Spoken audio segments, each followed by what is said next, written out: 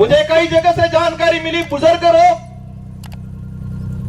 जो रात दिन उस आदमी के लिए, उस पार्टी के लिए घूमते थे, खुद का पैसा खर्चा करके इन लोगों ने कई जनों से दुश्मनी ले ली उस व्यक्ति की वजह से, उस पार्टी की वजह से। और आज बेचारे वो बुजुर्ग लोग रो रहे हैं। आपको चिंता करने की जरूरत नहीं है। पूरे देश के अंदर यही भारत आदिवासी पार्टी है जो सच्चाई को लेकर लड़ने का काम करेगी। और आप देख सकते हो, उदयपुर संभाग की बात करें कि कांग्रेस कभी नहीं बात कर रही है कि शिक्षा अच्छी मिलनी चाहिए, स्कूलों में व्याख्याता लगने चाहिए, बेरोजगारी खत्म होनी चाहिए, हमारा अनाज जो पक रहा है उसको एमएसपी रेट मिलनी चाहिए, बात नहीं करेगी। बीजेपी भी वो बात नहीं कर रही है। बीजेपी कह रहे मैं किसी भगवान या किसी धर्म का विरोधी नहीं हूं, लेकिन जो धर्म के नाम से, भगवान के नाम से वोट लेके राज करने का काम करते हैं, ऐसे लोगों का मैं घोर विरोधी हूं और विरोध करता रहूंगा। यहां पर हुआ था, जिनको आज हम ज्ञापन देने जा रहे हैं, ये माही विस्थापित होके लोग कटना और ये माही डैम से विस्थापित होके लोग प्रतापगढ़ में रह रहे, आपके आसपास तो रह रहे, लेकिन मध्य प्रदेश के नीमच के अंदर लोग रह रहे हैं। और जो ये डांस ऑफ इंडिया में जो 5 बच्चियां गई थी, जिनका आपने सबने नाम सुना होगा, गली गर्ल्स के नाम से जो लड़कियां हैं, नीमच में रहती है, झोपड़ियों में रहती है, उनके माँ बाप मजदूरी करते, आज तक भी उनको जमीन का पट्टा नहीं मिला है। वो नीमच के नहीं है, ये माही से विस्थापित होके गए हुए लोग हैं। और आज कह रहे हैं हमारे यहां के लोग विस्थापित होके गए, उनको जमीन नहीं मिला आज तक। हमारे इन महापुरुषों ने अपनी जान गंवा दी इस क्षेत्र में सामाजिक जन जागरण के लिए, हक अधिकार के लिए। उनके नाम से नामकरण नहीं करना है, और ऐसे नाम से नामकरण करना चाह रहे हैं। करना है तो इस क्षेत्र में जो लोग थे, किसी भी समाज का व्यक्ति हो, एससी का हो, ओबीसी का हो, किसी भी जिस व्यक्ति ने इस क्षेत्र के लिए काम किया है, मामा बालेश्वर आदिवासी नहीं थे, लेकिन आदिवासी समाज आज उनको भगवान की तरफ पूछता है, क्योंकि आदिवासी के लिए काम किया। हम हर उस व्यक्ति का, हर उस समाज का सम्मान करेंगे जो मानवता में विश्वास करता है, और उस हर व्यक्ति और उस हर धर्म का विरोध करेंगे जो छुआछूत, भेदभाव, ऊंच नीच करता है, उन सबका हम विरोध करेंगे, क्योंकि ये देश संविधान से चलता है। और आज बात करें, एक नारा लगाया जा रहा है 400 पार।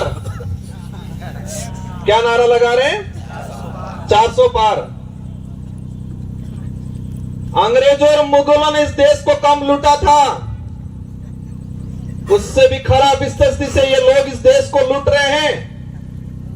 इसका असर आदिवासी या एससी को ही नहीं है, इसका असर पड़ेगा हर वर्ग के व्यक्ति को, आने वाले समय में भुगतना पड़ेगा। ये लोग बहुत बुरी तरीके से इस देश को लूट रहे हैं। एक वक्त था 2013 के अंदर वो नारा लगाते थे वही वो व्यक्ति कि न खाऊंगा न खाने दूंगा, और आज जितने देश के अंदर खाने वाले लोग थे, उन सबको वो साथ में मिला के कह रहे कितना लाओ लाओ बंटवारा करते हैं। ये सारी बातें होगी, लेकिन हमको करना क्या है? हमको उनको सबक सिखाना है, उन नेताओं को एहसास कराना है कि ये राजतंत्र नहीं, ये लोकतंत्र है, और इस लोकतंत्र में संविधान ने जनता को ताकत दी है, जिसे हम लोकतंत्र की कुंजी कहते हैं, जो वोट है, और हर 5 साल में उसका अवसर आता है। आज मुझे कहते हैं एमएलए साहब बहुत बड़ा दिग्गज आदमी है, बहुत पैसा है, कहते हैं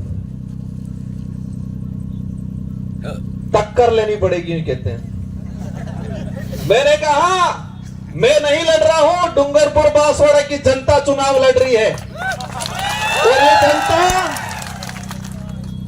पैसों के लिए चुनाव नहीं लड़ रही है।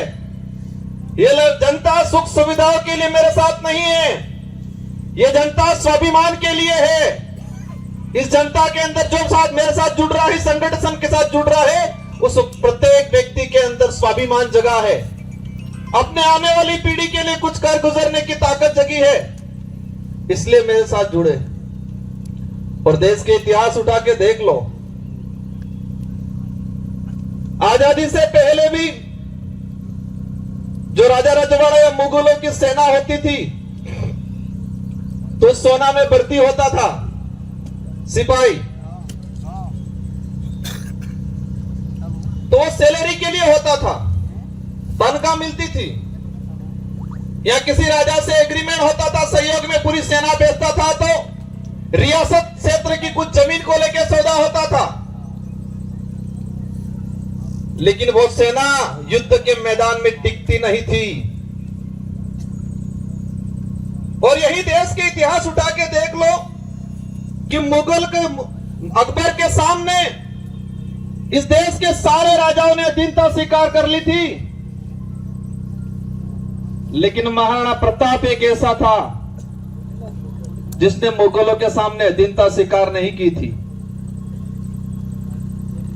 देश के इतिहास में पढ़ाया जाता है, हमारे बड़े बुजुर्गों से सुनते हैं कि देश के अंदर सारे राजाओं ने अकबर की अधीनता स्वीकार कर ली, लेकिन राणा प्रताप ने अधीनता स्वीकार नहीं की, क्योंकि देश के अंदर अन्य जो राजा थे उनकी जो सेना थी वो सैलरी पे थी, तनख्वाह पे थी।